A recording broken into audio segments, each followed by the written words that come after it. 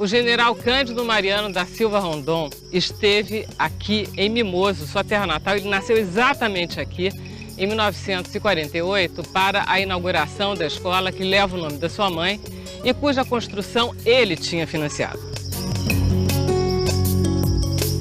Uma viagem às origens e cheia de lembranças.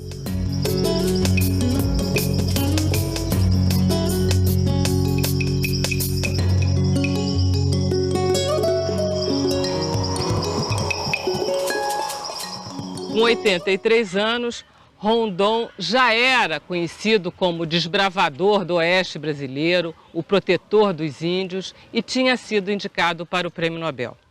Rondon foi essencialmente um militar, um patriota, um positivista. Era um homem sério, íntegro, minucioso e determinado. No final da sua vida, ele aceitava modestamente, mas sem falsa modéstia, as homenagens que lhe eram feitas pelos governos, pelas lideranças indígenas, pela comunidade científica. É porque ele devia se lembrar daquele menino de Mimoso, Cândido Mariano da Silva, que, órfão de pai e mãe, saiu daqui aos 7 anos e conseguiu conquistar o respeito e a admiração do mundo inteiro. Filho de um vaqueiro pantaneiro. O pai era um vaqueiro, Cândido Mariano da Silva, um caboclo, um vaqueiro pantaneiro. De uma índia, descendente direta de índios Terena e Bororo. Rondon não chegou a conhecer o pai. Quando Rondon nasceu, o pai já havia morrido há alguns meses.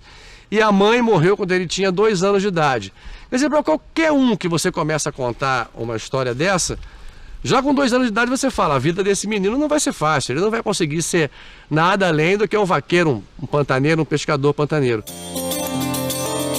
O menino Cândido foi criado pelo avô materno e pelas mãos do tio se mudou para Cuiabá, onde aprendeu as primeiras letras. A cidade era pequena, mas oferecia mais recursos que a localidade de Mimoso, onde nasceu. Se tornou soldado, com o objetivo único de seguir para a capital do país e ingressar na imponente escola militar que funcionava na Praia Vermelha. 6 anos depois, estava formado nos cursos de Estado-Maior e de Engenharia. E também se tornou bacharel em matemática e ciências físicas e naturais. Ele é um homem que tem origens rurais, origens numa cidade muito pequena de Mato Grosso e que encontra e dialoga com esse mundo e vem para o Rio de Janeiro, faz aqui toda a sua formação e toma no Rio de Janeiro contato com teorias, com ideias, com uma formação acadêmica, uma formação em preparo como oficial e como militar, como engenheiro militar também, que vai dar a ele, acho que todo um instrumental de formação, mas também de um homem de prática, né, de atuação prática, para lidar com problemas que eram muito grandes no século XIX, né, e particularmente da atuação do Rondon nas questões das comunicações, da interiorização das comunicações, que vai ser a grande obra dele como homem público, acho que a grande marca dele e a grande contribuição. Em fins de 1889, Rondon foi designado para auxiliar o Major Gomes Carneiro na instalação de linhas telegráficas rumo ao interior do país.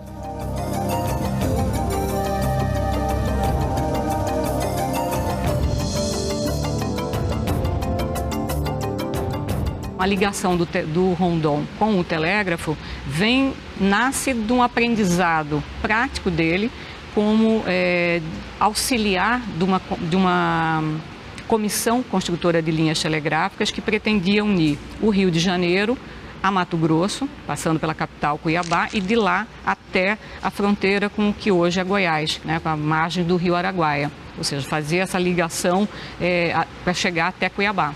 Tá? Esse foi o percurso da primeira expedição, ainda sob Império, né, da qual o Rondon participou. O que marca a vida do Rondon e o que faz com que o Rondon tenha um comportamento totalmente diferenciado com relação aos índios, não só aos índios, mas as populações caboclas que também viviam aqui, que eram populações tão desprotegidas quanto as indígenas também. Foi um episódio que aconteceu na primeira inserção do Rondon na mata junto ao general Gomes Carneiro, ainda em 1892. E durante a madrugada, o Gomes Carneiro acorda o Rondon, chamando Cândido, acorde. O Rondon acorda e fala, pois não, general. E o general fala, escute, E o Rondon fala, estou ouvindo, os pássaros estão cantando.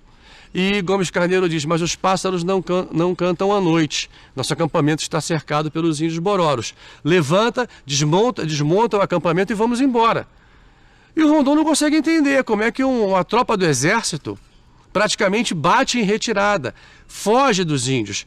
E pergunta para o Gomes Carneiro, mas nós somos vários homens, todos armados, né? Vamos bater em retirada, vamos fugir? Gomes Carneiro, sim, o território aqui é a terra dos índios, nós somos os invasores. E seria uma covardia nós armados atacarmos eles apenas com flechas e tacapes. O primeiro-tenente Cândido Mariano da Silva Rondon, então jovem e ardoroso republicano, com 25 anos, engenheiro, participou do projeto desde seu início. 25 anos depois, a 1º de janeiro de 1915, ele inaugurava aqui a Estação Telegráfica Santo Antônio do Madeira, ligando definitivamente a atual Porto Velho ao Rio de Janeiro. Era preciso integrar melhor o extenso território nacional, que desde os tempos dos bandeirantes não recebia muita atenção. O telégrafo, naquela época, era a forma mais eficaz de comunicação. A ligação através do telégrafo se reduzia ao Rio de Janeiro, algumas das capitais do Nordeste e parte também do sul, do sul do Brasil, né? Principalmente no caso do sul do Brasil, em função da fragilidade que se percebeu durante a Guerra do Paraguai, da ausência de mecanismos rápidos de comunicação. A segunda expedição, da qual ele já é o titular, né, o responsável, a pessoa que vai comandar a expedição, ela é formada em 1900. De 1900 até 1906, e a construção da linha telegráfica de Cuiabá até a fronteira com a Bolívia e com o Paraguai, atravessando todo o Pantanal de Mato Grosso, todas as cidades que hoje formam, grande parte das cidades que hoje formam Mato Grosso do Sul, né? Três Lagoas, Ponta Porã, Aquidauana, a própria Campo Grande, né? E várias outras estações menores. A distância dessas regiões não podia ser medida apenas em quilômetros. As dificuldades de acesso e de circulação das informações eram imensas. A ligação entre Mato Grosso, entre Cuiabá, mas e outras cidades de Mato Grosso com a capital federal, ou mesmo ainda com a corte, se fazia de navios, né? E uma comunicação por navios que fazia uma volta não só por dentro de todo o estado, por dentro do Brasil, mas também indo até a Argentina para depois poder chegar ao Rio de Janeiro. Havia, no final do século, já com a República, um sentimento de que o Brasil era um país imenso e não sabia-se de nada. Levava 30 dias para você chegar em Porto Velho via o Rio Amazonas e o Rio Madeira. Então era um troço difícil, qualquer notícia levava 30, 60 dias para chegar nos cafundós do Amazonas.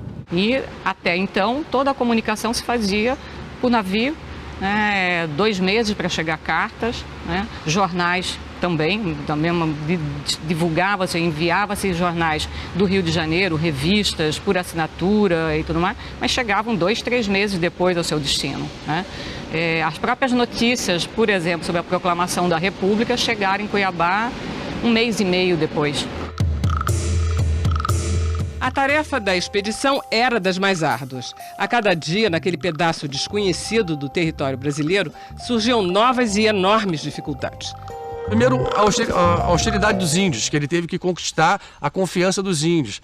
Depois, a própria dificuldade nos terrenos, em superar obstáculos, em atravessar rios, em montanhas, áreas com muitas pedras, com muitas árvores, com muito tudo, uma dificuldade, e também de manter o grupo unido em torno de um propósito, não só a elite que vinha junto com ele, mas também o pessoal que vinha para o trabalho de força bruta, mantê-los unidos, disciplinados e objetivados naquilo que deveria ser feito. Nesse momento nós temos um processo de imigração de europeus para o Rio de Janeiro, para São Paulo, para Minas Gerais, para as plantações de café. Aqui não tinha uma economia tão forte, eram as drogas do sertão. Então, era borracha também.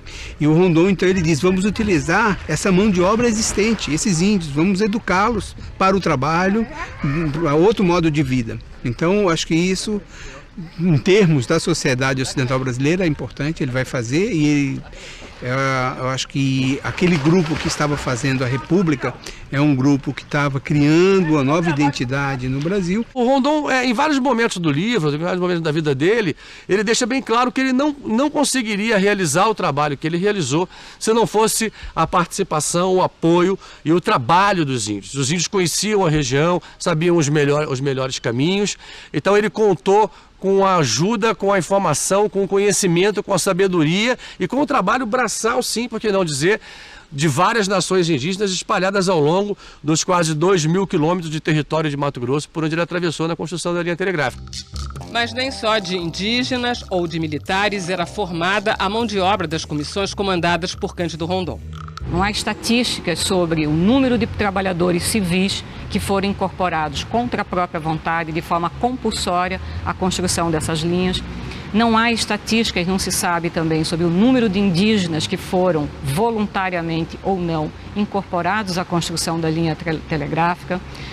Sabe-se, tem poucos registros sobre isso, sobre grupos de populações urbanas, inclusive, envolvidas ou não em alguns motins, revoltas ou pegas mesmo em casas de correção e de detenção e que foram levadas, deportadas para essas regiões e que foram incorporadas à construção como se fossem militares. Enfim, um trabalho organizado em feitio militar, em grande escala, o que incorporava centenas de soldados, mas incorporou também centenas ou talvez milhares de trabalhadores civis que não pediram para entrar na Comissão Rondon e nem eram assalariados. As expedições se seguiam uma após a outra. Havia sempre uma nova região a ser explorada e integrada. Era preciso ligar Cuiabá à bacia do Rio Amazonas.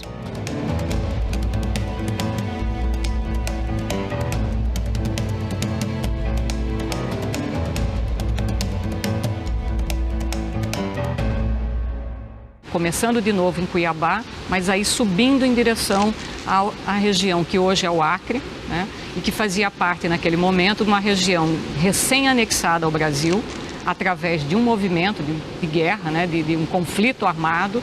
Então a anexação do Acre, então de novo o telégrafo cumpre essa função também, de estabelecer a ligação dessa porção recém-incorporada ao Brasil com o governo central, com a região central, com a capital federal e com o restante desse território brasileiro. Até então, isso aqui era apontado em todos os documentos históricos como região desconhecida. Ele fez um trabalho de mapeamento dessa região, de estudo antropológico dos costumes dos indígenas, deu nome aos rios, identificou quais eram as foz, os comprimentos dos rios, enfim, fez um trabalho geológico, cartográfico dessa região e por conta disto é que Rondônia efetivamente existe. A Comissão Rondon, ao longo dos seus 20 anos de funcionamento, esticou pelo menos 6.200 quilômetros de fios telegráficos e inaugurou 71 estações como esta aqui de Ji-Paraná, que é uma das poucas construções que restam dessa época. Veio não só abrindo um picadão e lançando essa linha telegráfica, como também estudando a botânica, a geologia, as pessoas, tinha um respeito muito grande pelas pessoas que ele encontrava, que ele sabia, que moravam aqui, não só os índios, mas também as populações tradicionais aqui dessa região, e veio abrindo um local de uma forma única. Ninguém entrava aqui no meio, no coração de onde hoje é Rondônia, não só pela mata, pelas condições climáticas e etc., mas também pelos índios que aqui habitavam, que eram considerados um obstáculo, não tinha nem seringueiro ali.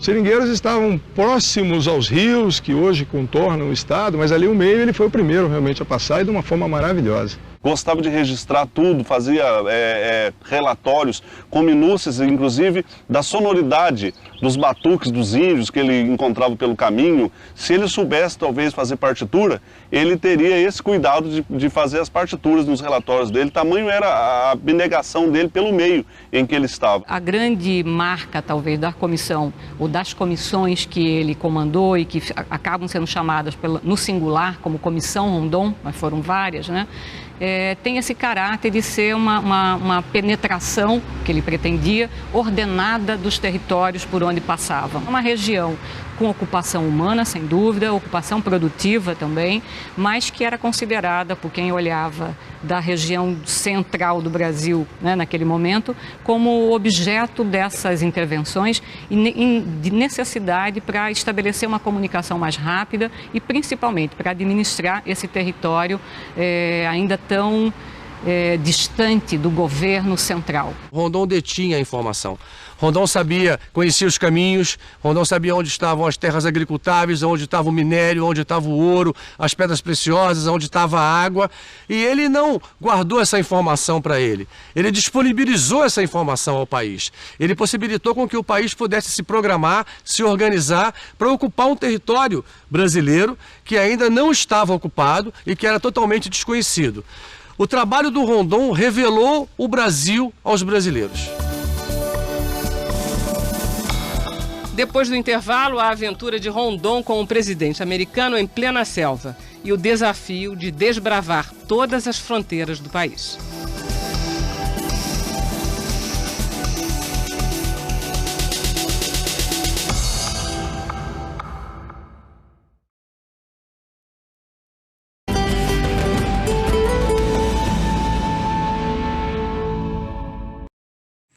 A população indígena atualmente no Brasil é estimada em 500 mil pessoas. São 220 povos, são 180 línguas. O Rondon achava que os índios poderiam evoluir até uma civilização ocidental, mas ele aprendeu com os índios a sabedoria e o respeito à natureza. E foram os índios também que o ensinaram a conhecer uma enorme região do Brasil que era tida como zona desconhecida, como Rondônia e o Rio da Dúvida, que é onde nós estamos. A expedição de reconhecimento do Rio da Dúvida é mais um capítulo épico na história de Cândido Mariano Rondon. O destino do rio, que tem sua nascente no Mato Grosso, era um mistério. Havia quem dissesse que seguia em direção ao sul, rumo à Bacia do Prata. Mas não estava descartada a possibilidade de que pudesse desaguar na Bacia Amazônica.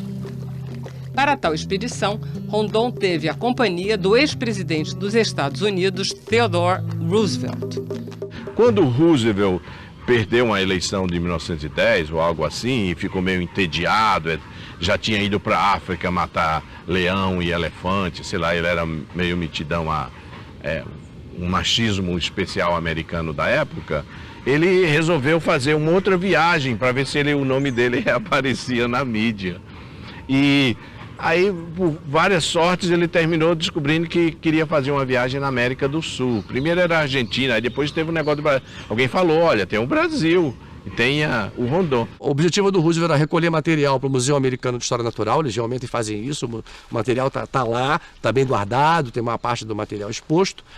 E o Rondon fala, não, eu vou ter o maior prazer em levar o ex-presidente americano, mas eu quero incluir na expedição a cartografia do Rio da Dúvida, para que parte da produção do conhecimento científico feito durante essa expedição fique aqui no Brasil. Ele é indicado pelo presidente da República para acompanhar o Roosevelt nessa expedição. A fala dele, a gente, pelos registros que tem, é que ele condiciona que essa expedição deve ser científica. Então ele condiciona que não deveria ser, digamos, um passeio, né, um turismo, mas agregasse um trabalho como ele fazia. Qual era esse trabalho que ele fazia? Ele agregava e integrava suas equipes profissionais de botânica, de zoologia, geólogo, linguista, antropólogos. Para se encontrar com Rondon, o ex-presidente teve que contornar toda a costa leste da América do Sul, entrar no Rio da Prata e subir até a fronteira com o Mato Grosso. Em Corumbá se uniu aos brasileiros. O grupo seguiu até Cáceres e de lá se deslocou em direção à nascente do Rio da Dúvida. Com fama de aventureiro, Roosevelt já tinha explorado a África, mas foi aqui, na selva brasileira, que ele descobriu como pode ser hostil o mundo selvagem. O rio, que em seu começo se mostrava tranquilo, foi ficando cada vez mais caudaloso e acidentado. Quando uma queda d'água surgia, a equipe era obrigada a abrir picadas na mata e arrastar as canoas até um ponto em que o curso voltasse a ser navegável. Se uma canoa afundava, o jeito era derrubar uma árvore e construir outra. Acampavam nas margens em busca de exemplares da flora e da fauna da região.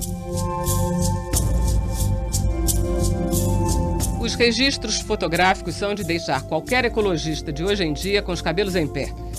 Mas a natureza deu troco através dos insetos da região, mais especificamente falando, com os mosquitos que atacavam os viajantes sem dó. Rondon, que já estava habituado a aventuras como aquela, não sofreu tanto. Mas o mesmo não se pode dizer de Theodore Roosevelt.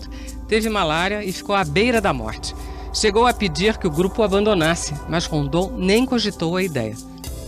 Chegaram ao Rio Madeira, afluente do Amazonas, 59 dias e quase 700 quilômetros depois. A dura jornada fez com que Rondon rebatizasse o Rio da Dúvida. Daquele dia em diante, passaria a se chamar Rio Roosevelt. E ao final o Roosevelt chegou em Manaus muito cansado e etc., mas com a glória de ter feito essa viagem, que é uma viagem para a época muito extraordinária. Foi feito em 1914, né? Retiraram eles de maca, no final ele não conseguia andar mais. E ele, inclusive, consta da autobiografia que ele escreveu, quando ele se retirou dessa região, ele disse que tinha certeza que a vida dele seria encurtada. Ele foi o mais jovem presidente dos Estados Unidos e morreu com 40 e poucos anos em função dessa viagem, dessa loucura. Roosevelt, então, dedica os últimos 4 anos da vida dele, os últimos 5 anos, Roosevelt morreu em 1918, a divulgar a vida e a obra do Marechal Rondon. É Roosevelt que apresenta para o mundo o trabalho que o Rondon estava desenvolvendo aqui. Tanto que em 1919, Rondon ganha o prêmio Livingston. A medalha tem 104, 105 anos, apenas 32 pessoas receberam essa medalha. E até o momento, Rondon é o único brasileiro que recebeu essa comenda dada pela Sociedade Geográfica Americana. So it's a pretty stiff bar of achievement to have to rise to for someone to receive it. And so the fact that Cândido Rondon, is that close, was given it is quite an extraordinary thing. And it was that combination of being a humanist as well as a scholar that made him be qualified for this. Se Roosevelt não tivesse vindo aqui, o mundo não tomaria conhecimento do que estava acontecendo na Amazônia, que estava acontecendo no trabalho de um grande homem.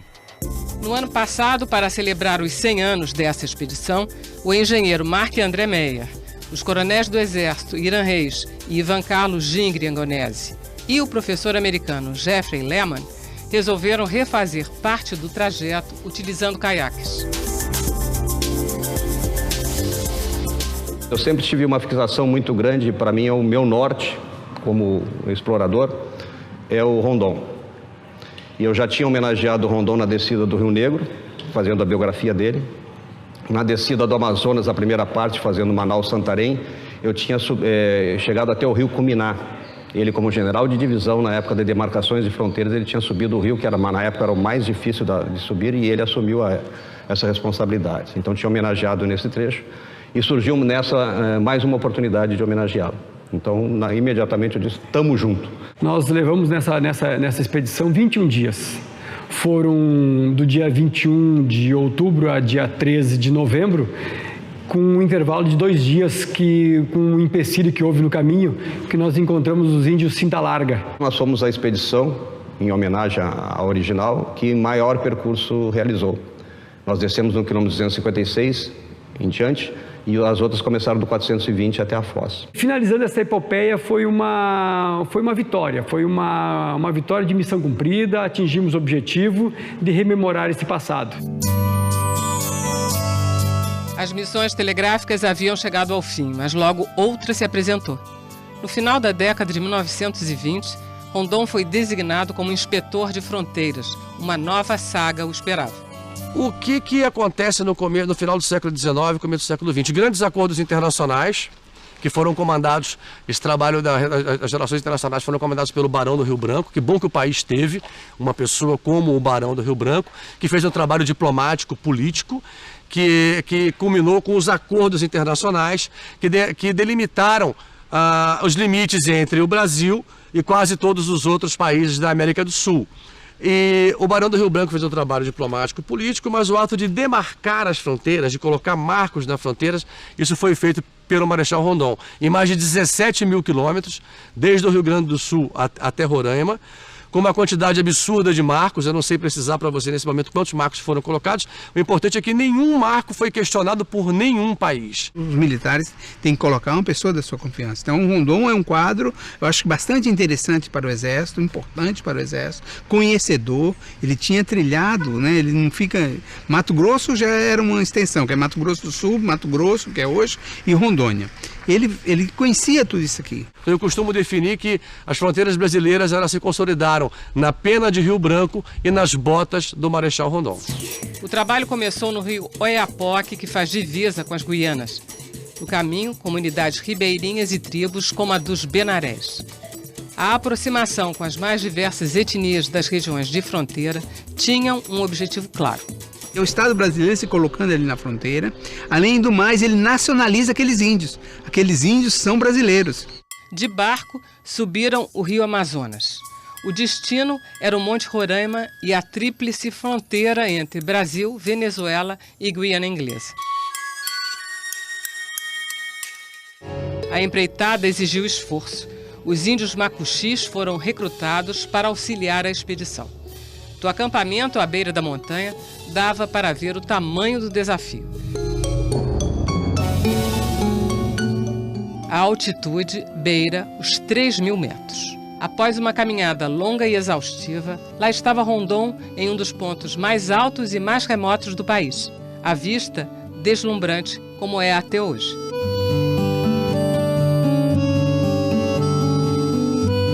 Para celebrar o feito, foram hasteadas as bandeiras dos 3 países que se encontram naquele local. Veio palmilhando essa fronteira em lugares que nunca ninguém tinha passado, outros sim, reencontrando marcos, lançando novos marcos, estudando a viabilidade da fronteira, militarmente falando, mas também do ponto de vista econômico, estudando as populações tradicionais que existiam ao longo da fronteira, onde tinha índio, onde tinha quilombola, onde tinha ribeirinhos, e propondo ações governamentais para que essa fronteira fosse mantida.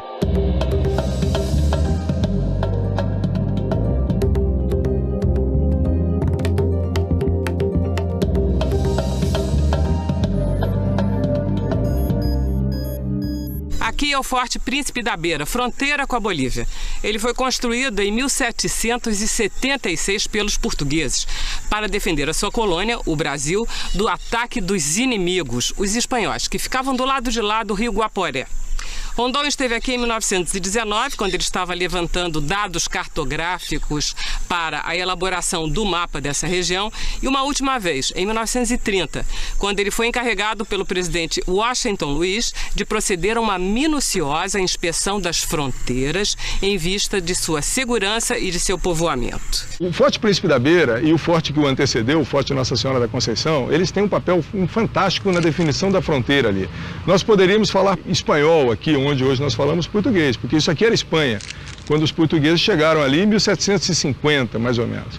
Em 1753, o primeiro governador-geral da capitania de Mato Grosso, ele expulsou os espanhóis que estavam na margem de cá do rio Guaporé e colocou ali uma guarda que no futuro virou um forte, foi destruído por uma enchente e hoje é o Forte Príncipe da Beira. Com a proclamação da República, ele foi lacrado, fechado, abandonado, e foi reencontrado por Rondon uns 20 anos depois, e ele de fato não só encontrou, como ele estudou aquela região, limpou o entorno do forte e já preparou o forte para a sua ocupação permanente nesta segunda fase, que foi feita logo em seguida, em 1932, com o primeiro contingente do Exército. É o maior forte português construído fora de Portugal. Ele é bem maior que os demais fortes aqui brasileiros, ele é fantástico. Ele tem 970 metros de perímetro.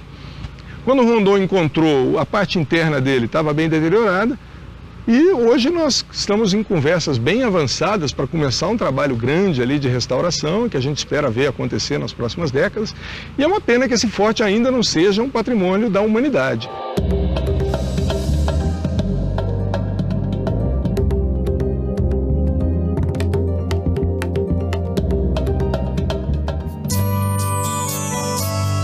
De aldeia em aldeia, de cidade em cidade, a inspeção de fronteiras seguiu até mais uma tríplice divisa entre Brasil, Paraguai e Argentina. Nos registros feitos pelo Major Luiz Tomás Reis, fiel companheiro de Rondon, imagens das cataratas do Iguaçu e do Salto das Sete Quedas, que viria a desaparecer depois da construção da usina de Itaipu. Esses registros fotográficos e cinematográficos feitos por Rondon foram um diferencial do seu trabalho desde as primeiras expedições.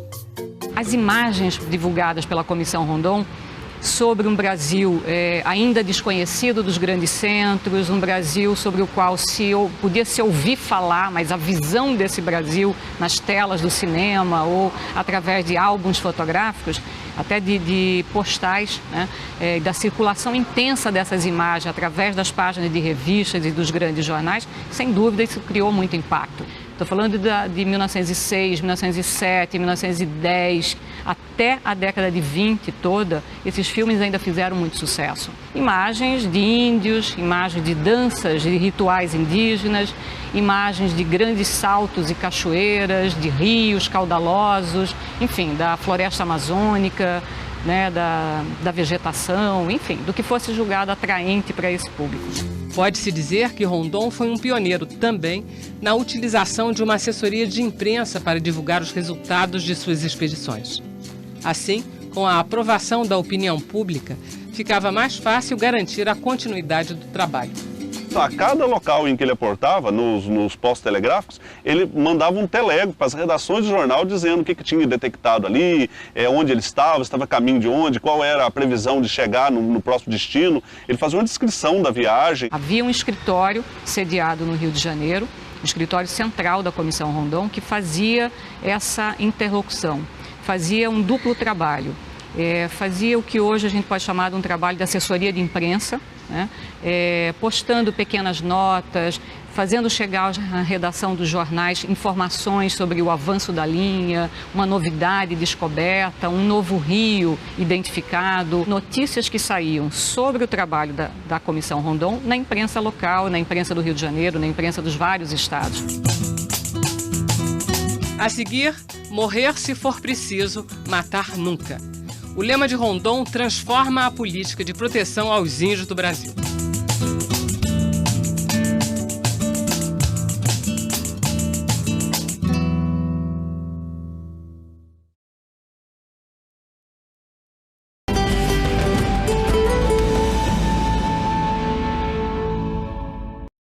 Apesar de estarem aqui muito antes dos colonizadores portugueses aportarem nossa costa, os índios sempre foram, e até hoje ainda são, ilustres desconhecidos para a maioria da população brasileira. E o que é pior, frequentemente foram vistos como ameaça ao homem branco que queria ocupar as suas terras.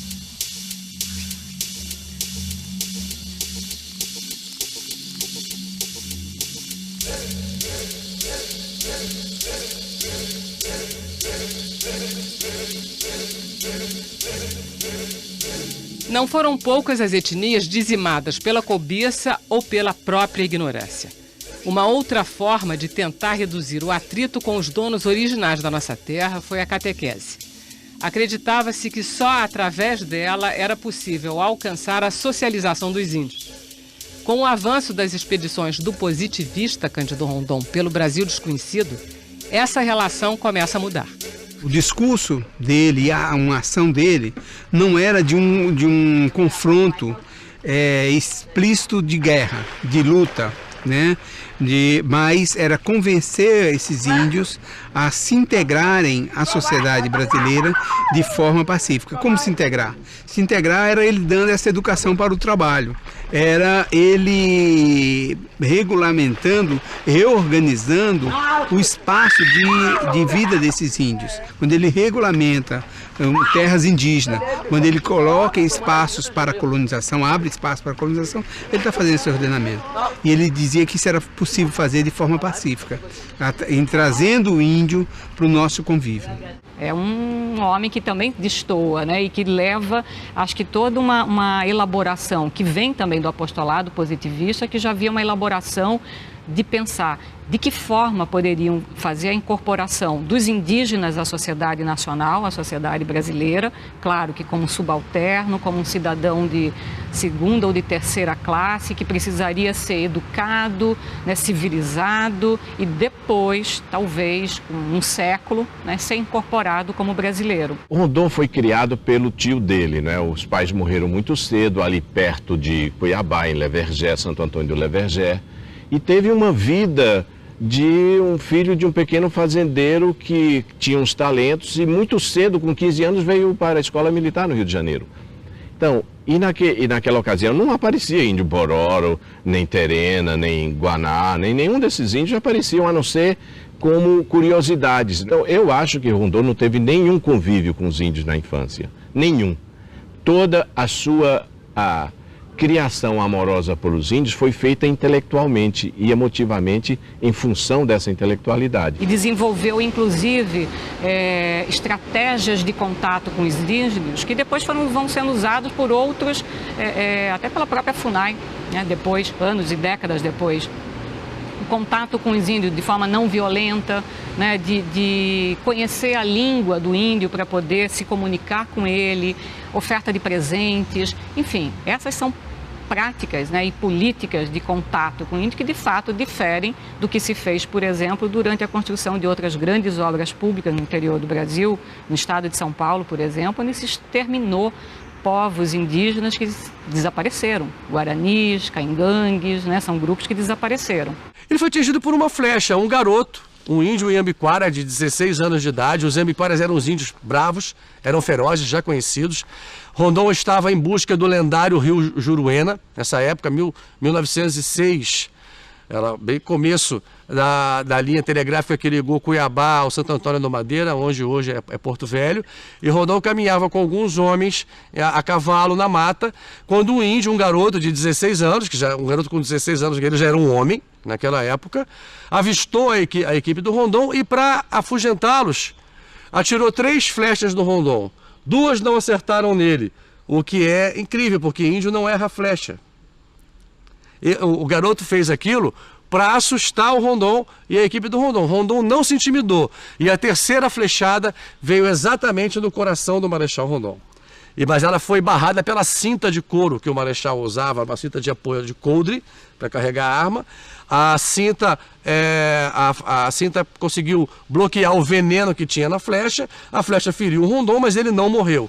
E é exatamente por não ter morrido que o Rondon conquista os Iambiquaras. Ele não reage ao ataque dos índios, não permite que os homens que estavam com ele armados reagissem, muito pelo contrário, ele recolhe as armas e manda que um dos seus homens volte ao acampamento com as armas e fica na mata para encontrar os Iambiquaras. Ele conversava com os índios e quando ele chegava, os índios se referiam a ele como grande chefe, que era uma titulação que só se dá àqueles a quem os índios admiram incontestemente, que são os chefes deles próprios. Alguns índios Bororo, os Bororo orientais, já tinham contato com a sociedade brasileira, mas os ocidentais não tinham. Então há um encontro inicial, né? Um encontro fortuito em que, naturalmente, o Rondon se encanta, porque a cultura Bororo é uma cultura encantadora, é uma cultura organizada, cheia de rituais, em que tem o chefe da aldeia, o chefe guerreiro, o chefe cerimonial, em que tem uma força telúrica muito grande. As aldeias são organizadas num círculo com divisões por metades, tem um círculo, tem uma casa central.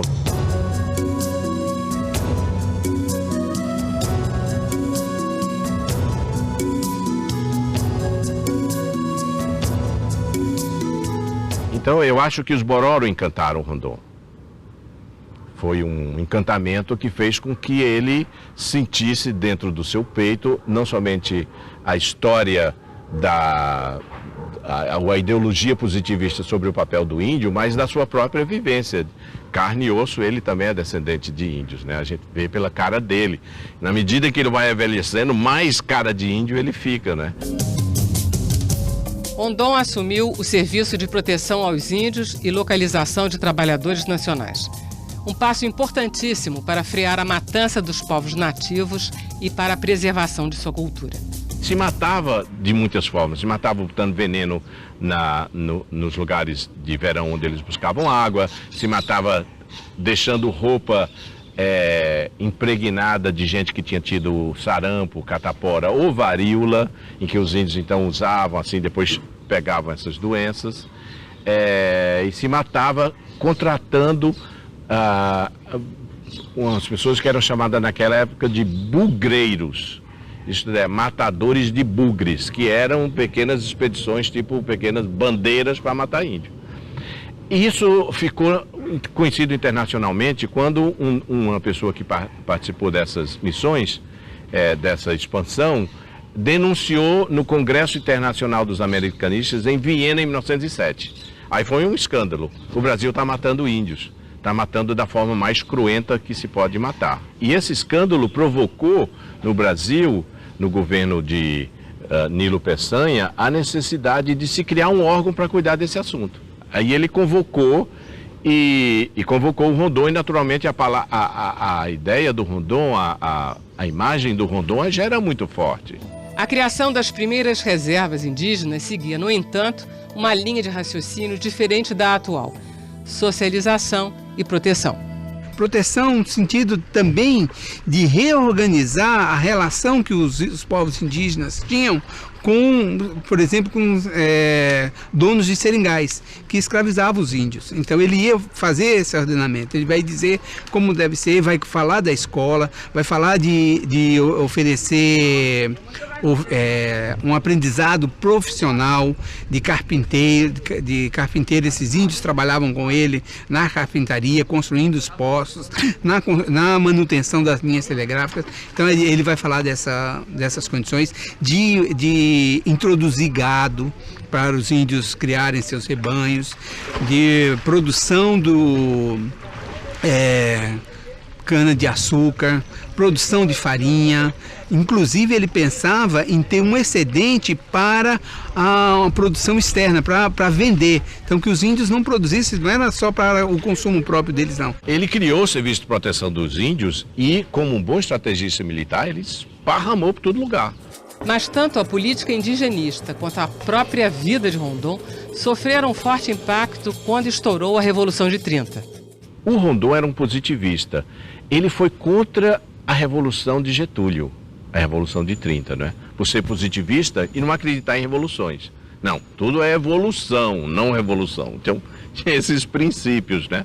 E o Getúlio e o pessoal dele, mesmo sendo positivista também, como diversos eram, ficaram desconfiados do Rondon. Ele pede baixa, ele vai para a reserva e não interrompe, digamos, a sua colaboração direta. A possibilidade de reaproximação de Rondon com o governo central se deu por conta de uma disputa de fronteira entre dois vizinhos, Peru e Colômbia. Ele foi nomeado pelo Getúlio em 1934 para ser o pacificador dessa região, para encontrar uma solução para essa disputa da Colômbia com o Peru sobre esse território. E ele ficou 4 anos morando entre a cidade de Letícia e a cidade brasileira fronteiriça. E o Getúlio meio que testou o Rondon nessa história, né? Testou o patriotismo dele. Vai lá e resolve essa parada. E ele resolveu a situação, a disputa sobre terra, e saiu com um tratado. Com a confiança restabelecida, quando o governo Vargas decidiu avançar na questão da demarcação das terras indígenas, foi Rondon o primeiro nome a ser lembrado. Ele é convidado depois, em 39, 40, para assumir a direção do CNPI, é o Conselho Nacional de Política Indigenista, que era um órgão que deliberava, devia dizer, o caminho da ação indigenista brasileira.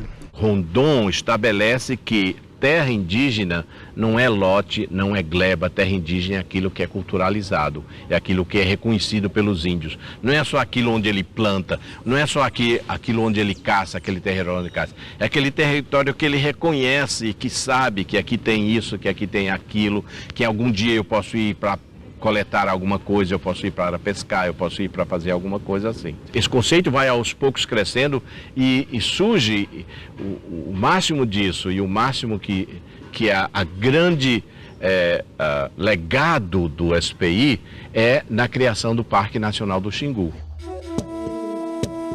Rondon também foi um dos fundadores do Museu do Índio, no Rio de Janeiro, em 1953.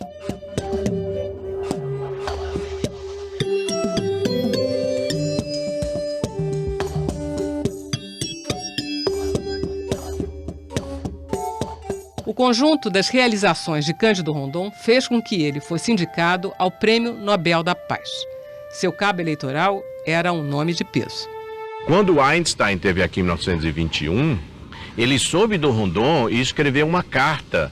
Ele já tinha o seu prêmio Nobel pela teoria de 1905, da relatividade simples, e escreveu uma carta para o comitê do Prêmio Nobel da Paz da Suécia, sugerindo, olha, tem essa pessoa aqui, bababá, eu recomendo que ele seja agraciado com um prêmio pelo que ele está fazendo pelos índios brasileiros.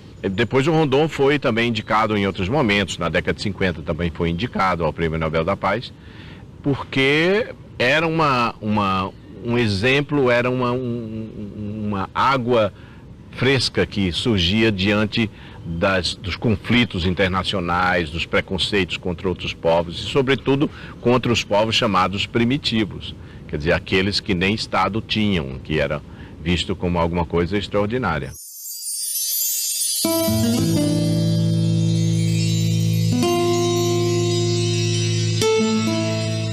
Foram muitos os tributos que Rondon recebeu. O Meridiano 52 Oeste, que cruza o Brasil de norte a sul, ganhou seu nome. Rondônia também é o único estado brasileiro batizado em homenagem a uma pessoa. Rondônia é um nome que foi cunhado pelo Roquete Pinto, Edgar Roquete Pinto, médico, cientista, antropólogo, um dos fundadores do rádio brasileiro, que o acompanhou numa das expedições, era encantado pela figura de Rondon, e ele batizou um livro dele de antropologia de Rondônia, que significava, na descrição dele, terra de Rondon. Então passou a se chamar Rondônia ainda quando Rondon estava vivo. Aliás, enquanto ele estava vivo, aqui passou a se chamar Rondônia, já tinha ruas e logradouros com o nome dele, ele já era uma pessoa bastante reverenciada em vida, né? E Rondônia é o próprio Rondon, traduzidos em bichos, matas, em sua própria psicologia, o jeito de ser. Se não fosse Rondon, não haveria Rondônia. A Rondon abriu as picadas que trouxe esses predestinados a descobrir essa então terra desconhecida, e em cima dessas picadas foi aberta a BR que trouxe os migrantes. Eu acho que as cidades que se formaram ao longo da BR-364 se formaram tendo como marco zero, como ponto inicial, os postos telegráficos deixados por Rondon. Em 1955, numa sessão solene do Congresso Nacional, Rondon recebeu as insígnias de marechal. A homenagem a Rondon, pela grandiosa obra de patriotismo a que dedicou a sua vida, é presenciada por numerosa assistência. Durante a ditadura militar, seu nome foi utilizado para batizar um projeto de integração nacional com o envio de estudantes universitários para o auxílio de comunidades rurais.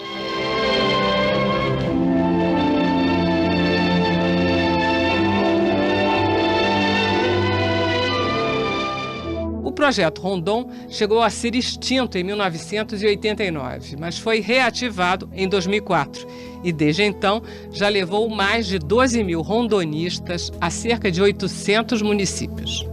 O Rondon foi uma figura de proa que fez com que os brasileiros, na média, vissem que tinha uma figura fundamental defendendo os índios, e que os índios, dizendo que os índios eram parte essencial do Brasil. Mas nos últimos anos o nome de Rondon tem meio que esmaecido, um retrato na parede, né? E as pessoas não sabem a importância que ele teve, o legado que ele teve em relação aos povos indígenas, em relação a comunicações no Brasil e tudo mais. É um momento também da intelectualidade brasileira, da história brasileira recente, que vai ser ultrapassado e um dia vai se reconhecer em breve quem é o verdadeiro Rondon e qual foi o seu papel e por que nós somos um país melhor por causa do Rondon. I thought it was very interesting that Roosevelt said that he considered Rondon to be one of the 4 greatest explorers of his time. He ranked him with Roald Amundsen, Richard Byrd, and Robert Perry. That's quite some company at that time to be in. So I think he's someone that Brazil can be very proud of. Rondon teve 74 malárias. Ele morreu cego por causa das malárias que ele teve. Rondon teve uma vida fantástica, viveu fazendo aquilo que gostava e o que queria. Então, com certeza, ele foi um homem muito feliz, realizado realmente, devia estar muito satisfeito com a vida, enquanto realizava o trabalho que ele fazia. Tinha um amor tão exacerbado pelo Brasil que ele falava "Viva a pátria" a cada descoberta. Aliás, foram as últimas palavras dele quando ele estava no berço de morte, morrendo, cego, com 92 anos, ele falou "Viva a pátria".